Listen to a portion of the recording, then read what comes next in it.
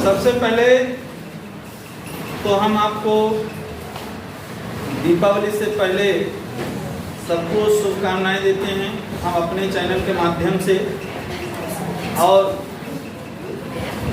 आप सबका जीवन दीप के समान प्रज्वलित हो और आपके जीवन में हमेशा प्रकाश ही प्रकाश हो।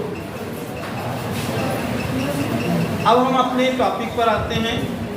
हमारा जो टॉपिक है, कल हमने आपको इसके पहले के वीडियो में हमने आपको बताया था कि ज्यामिति निर्देशांक ज्यामिति क्या होती है, जिसके अंतर्गत हमने आपको उनके अक्षों के बारे में बताया था कि इनके अक्ष किस प्रकार से निर्धारित किए जाते हैं और किस प्रकार से ये अक्ष जो होते हैं वे अपनी दिशाओं को व्यक्त करते हैं। हमने ये भी बताया था कि जब एक क्षैतिज रेखा दूसरी ऊर्ध्वाधर रेखा के ऊपर से गुजरती है तो क्या होता है, कौन से बिंदु मिलते हैं और वे कितने भागों में उन्हें विभाजित करते हैं। इसी प्रकार से हमने आपको उस अक्ष के संबंध में बताया था कि जब जिस बिंदु से काटते हैं, जहां पर दोनों काटते हैं, उसको मूल बिंदु कहा जाता है, और मूल बिंदु से यक्ष दिशा में चला जाएगा क्षैतिज के तो उसे हम यक्ष अक्ष, वाई दिशा में जाएंगे तो उसे वाई अक्ष कहते हैं। अगर हम यक्ष के विपरीत जाते हैं तो यक्ष डैश, वाई के विपरीत जाते हैं तो वाई डैश कहते हैं। और इसी प्रकार से उनको 4 चतुर्थांशों में विभाजित किया गया था। चतुर्थांशों के अंतर्गत हमने आपको भुज और कोण के बारे में भी बताया था कि भुज क्या होता है, यक्ष की तरफ चला जाता है तो उसे भुज, वाई की तरफ चला जाता है तो उसे कोण कहते हैं। आज हम इन्हीं सबका अनुप्रयोग बताते हैं आपको कि अनुप्रयोग कैसे करते हैं। जैसे हम कुछ बिंदुओं का चुनाव करते हैं कि वे बिंदु हैं तो इनकी पहचान करना है कि ये किस चतुर्थांश में स्थित हैं और इनको निर्देशांक पर हम कैसे व्यक्त करते हैं। जैसे बिंदु है, बिंदु -1, -2, 4, 2, 3, -6, 7, -2, 8, 3 और 1.5,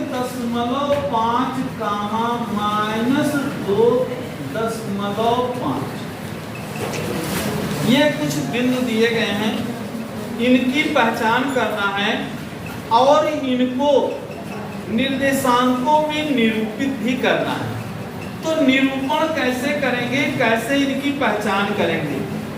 तो हमने आपको बताया है कि जब एक ऊर्ध्वाधर रेखा एक क्षैतिज रेखा को विभाजित करती है, किसी बिंदु पर काटती है, तो ये 4 भागों में विभाजित होते हैं, यक्ष, वाई, यक्ष डैश, वाई डैश और मूल बिंदु O पर। अब हमको यहाँ पर ये पहला चतुर्थांश, ये द्वितीय चतुर्थांश, ये तृतीय चतुर्थांश, ये चतुर्थ चतुर्थांश, 4 चतुर्थांश प्राप्त होते हैं। इन चारों चतुर्थांशों में हमने ये बताया है कि पहले चतुर्थांश में भुज और कोण प्लस में होती है, दूसरे चतुर्थांश में माइनस और प्लस होता है, तृतीय में भुज और कोण दोनों समान होते हैं यानी माइनस में होंगे, और चौथे चतुर्थांश में क्या होता है, ये भुज तो प्लस में होगा लेकिन कोण क्या होती है, माइनस। इसी प्रकार से यहाँ पर देखा जाता है। अब ये बिंदु हम देखते हैं, बिंदु क्या है, -1 -2 है। तो यहाँ पर लिखेंगे -1 कामा -2। ये किस चतुर्थांश में है, ये तृतीय चतुर्थांश में है, तृतीय चतुर्थांश।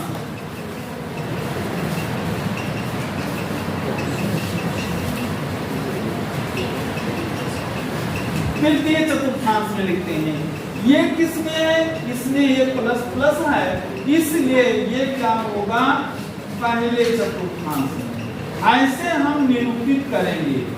इसी प्रकार से ये किस में है, 3 कामा -6, ये चौथे चतुर्थांश में स्थित है। इसी प्रकार से 7 कामा ये है -2, ये भी चौथे चतुर्थांश में स्थित है। इसी प्रकार से 8 कामा 3, ये किस चतुर्थांश में स्थित है, ये है पहले चतुर्थांश। इसी प्रकार से 1.5 कामा -2.5, ये किस में स्थित है, ये जो है ये चौथे चतुर्थांश में स्थित है। तो इस प्रकार से हम इनको लिख देंगे चतुर्थांशों को। अब इनका निरूपण करना है। निरूपण करने के लिए करते क्या है, हम अगर O से x की ओर जाते हैं तो धनात्मक लिखेंगे इस रूप में। अगर O से x की ओर जाते हैं तो ऋणात्मक होता है। -1 -2 -3 -4 -5 -6 -7 -8 -9 -10 होता है। इसी प्रकार से वो से y की ओर जाएंगे, ऊपर की ओर जा रहे हैं तो धनात्मक होता है।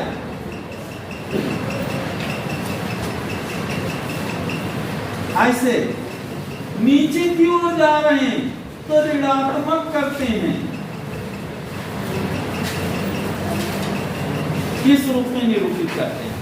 अब कितना है, -1 -2, -1 कहाँ है, ये -1 है, -2 कहाँ है, 1 2, तो ये कहाँ पर आ रहा है, इस बिंदु पर आ रहा है।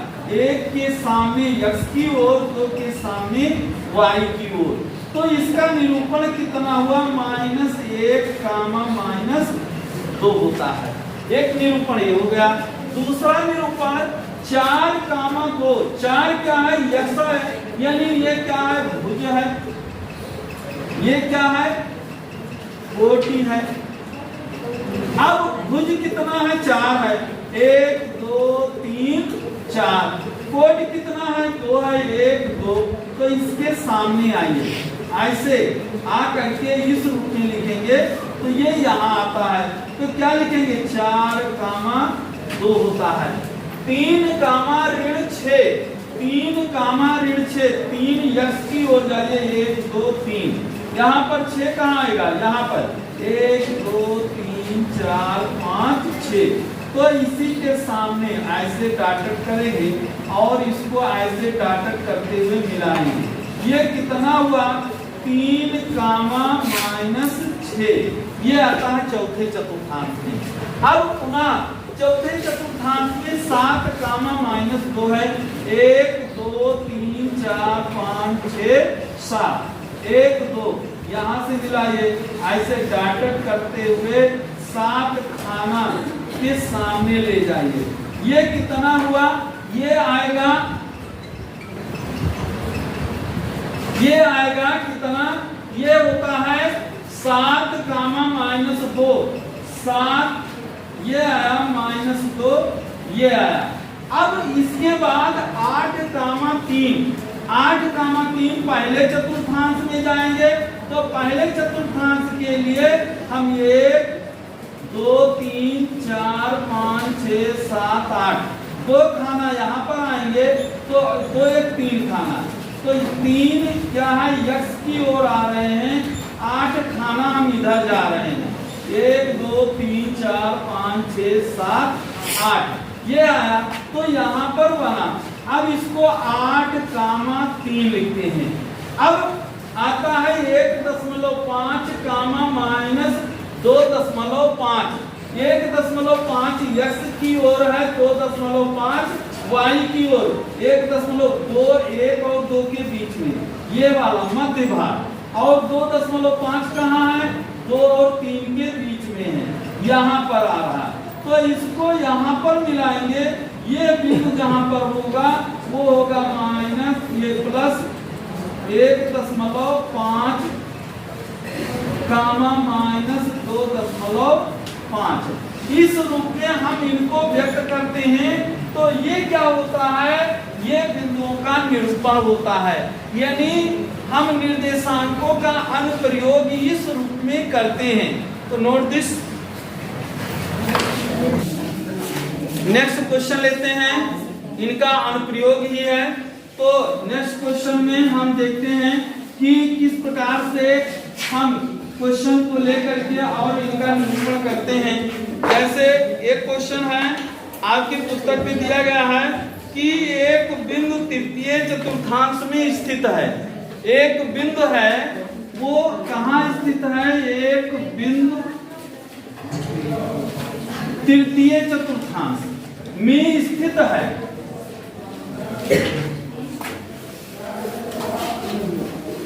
में स्थित है।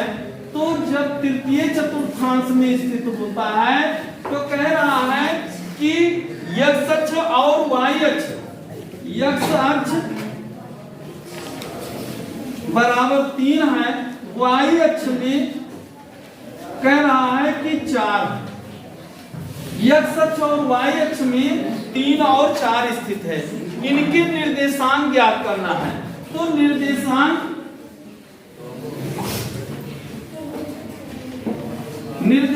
क्या होगा, देखिए हमने क्या बताया है, भुज और कोटि बताया है।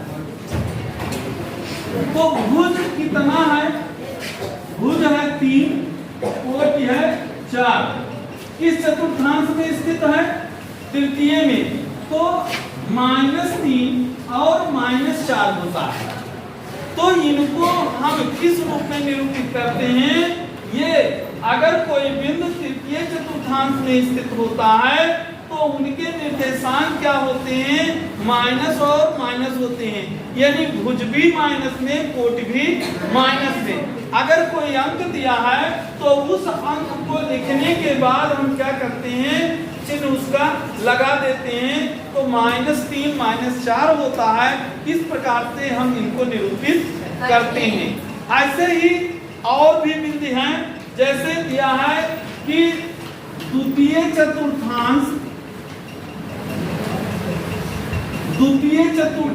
तथा चौथे चतुर्थांश, चतुर्थ चतुर्थांश के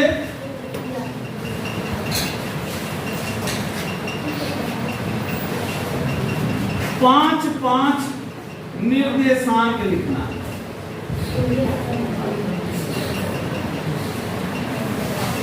पांच निर्देशांक, जैसे द्वितीय चतुर्थांश, द्वितीय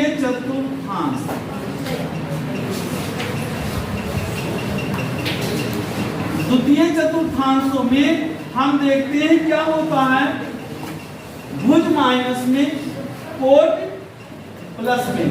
अब इनके 5 चतुर्थांश लिखने हैं। 5 चतुर्थांश मीन्स -1 2 -2 3 -4 5 -6 7 -8 9, जितना चाहे हम लिख सकते हैं। चौथे चतुर्थांश में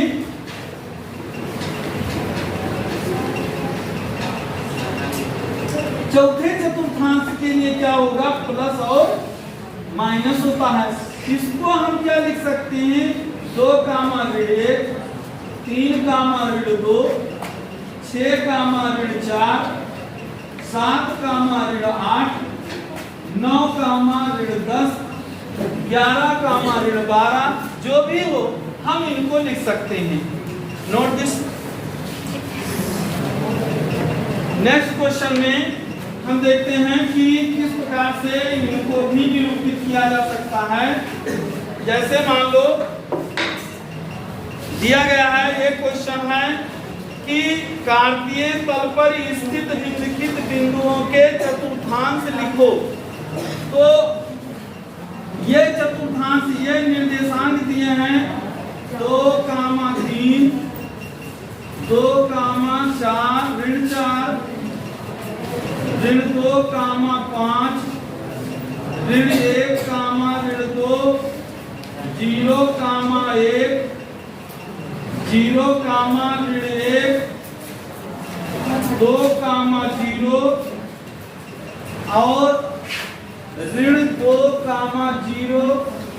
इसी प्रकार ऋण 4, ऋण 6 और ये है 0,0। ये इतने दिए गए हैं। इतने को क्या करना है, हमको बताना है कि किस निर्देशांक में है, किस तल पर स्थित है, यानी किस चतुर्थांश में स्थित है। तो सबसे पहले ये 2,3 ये किस चतुर्थांश में है, प्रथम चतुर्थांश,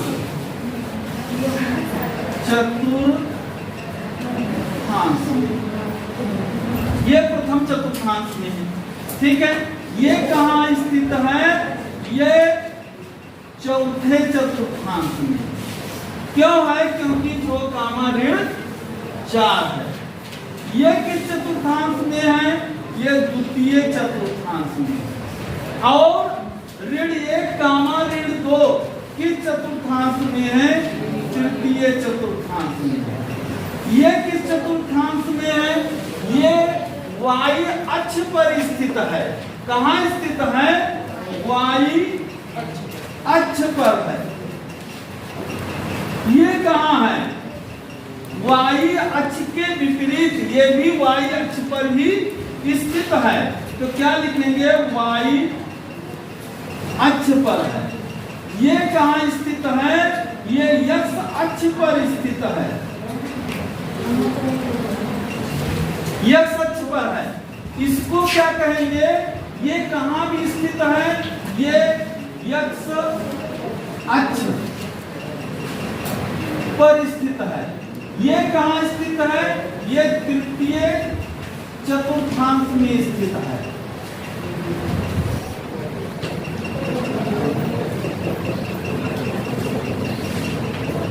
ये कहाँ स्थित है, मूल बिंदु पर।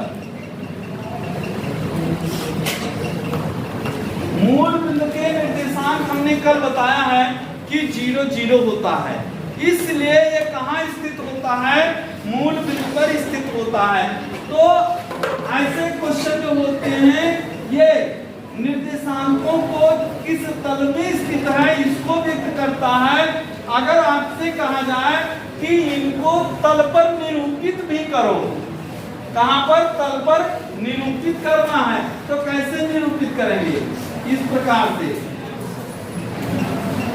एक्स अक्ष, वाई अक्ष, एक्स डैश, वाई डैश, ये मूल बिंदु है 0।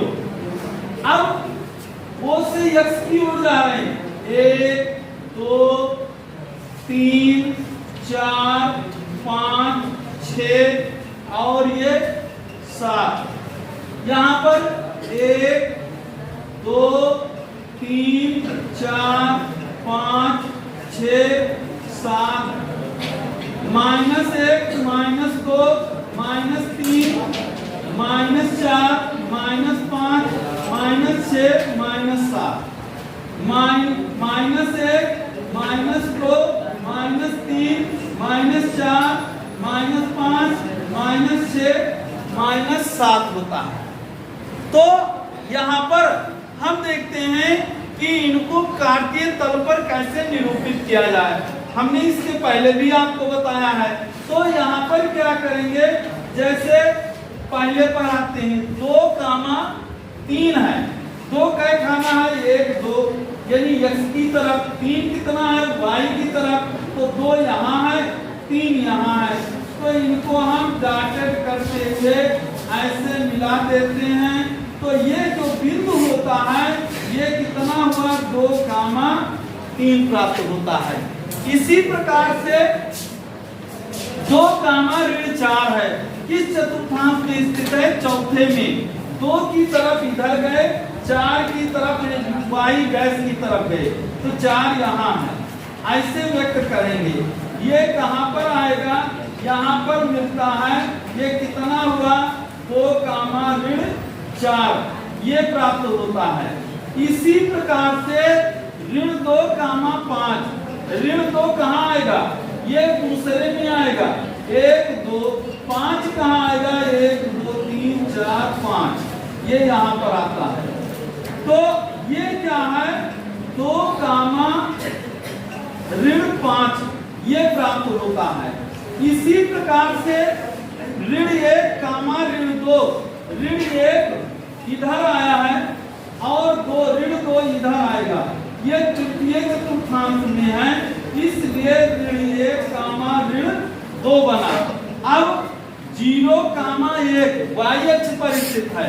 हमको x की तरफ नहीं जाना है, x इसका कहाँ है? 0 है। y की तरफ 2 खाना जाना है यहाँ पर। ये कितना है? 0 कामा 2, ये आया। अब 1 कामा ऋण 1, 0 कामा ऋण 1 है, y का मान ऋणात्मक है, x का मान 0 है, तो इस बिंदु पर आएगा 0 कामा ऋण 1, ये उल्टा होगा। 2 कामा 0, 2 x का मान है और 0 y का मान है, तो ये इस बिंदु पर आएगा। 2 कामा 0 होता है। अब यहाँ पर ऋण 2 कामा 0, ऋण 2 कहाँ है? ये प्राप्त होता है। और x का y का मान कितना है? 0 है, तो माइनस ऋण 2 कामा 0। ऋण 4 कामा ऋण 6, ऋण 4 कहाँ पर आएंगे? x की ओर। 1 2 3 4, 6 कहाँ आएगा? 1 2 3 4 5 6, यहाँ पर आएगा। तो ये ऋण 4 और कामा ये आ रहा है 6, 1 2 3 4 5 6 7, यहाँ पर आएगा। इस रूप में हम इनको निरूपित करेंगे। तो ये कितना है? ऋण 4 कामा ऋण 6। मूल बिंदु कहाँ है? यहाँ पर है, इसलिए मूल बिंदु के निर्देशांक 0 0 होते हैं। तो इस तरीके से हम इनको निरूपित कर सकते हैं और ग्राफ पर हम इनको व्यक्त कर सकते हैं। Note this.